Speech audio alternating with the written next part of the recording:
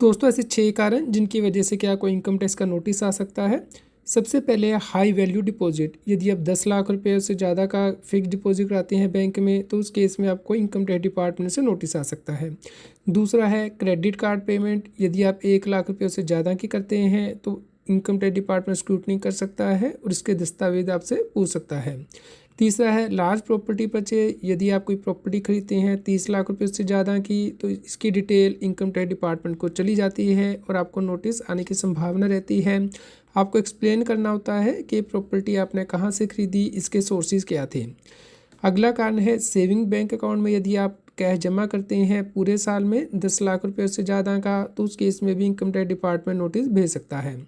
या फिर आप म्यूचुअल फंड में इन्वेस्टमेंट करते हैं 2 लाख रुपए से ज़्यादा की तो उस केस में इनकम टैक्स डिपार्टमेंट पूछ सकता है कि इसके लिए पैसा कहाँ से आया। या फिर यदि कोई व्यक्ति कैश लोन लेता है या कैश लोन रिपे करता है 20,000 रुपये से ज़्यादा तो उस केस में नोटिस आ सकता है, क्योंकि 20,000 रुपये से ज़्यादा यदि आपको कोई लोन एक्सेप्ट करना है या रिपे करना है तो आपको बैंकिंग चैनल के द्वारा ही करना होता है। आप उसे कैश में रिपे या एक्सेप्ट नहीं कर सकते हैं। तो दोस्तों आप इन ट्रांजैक्शन से बचिए ताकि आपको इनकम टैक्स डिपार्टमेंट से कोई नोटिस ना आए। कृपया लाइक करें और शेयर करें ताकि सभी लोगों तक की जानकारी पहुंच पाए और वो इनकम टैक्स की कंप्लायंस कर पाएँ। रेगुलर अपडेट के लिए हमारे चैनल CS सतबीर सिंह को सब्सक्राइब कर लें।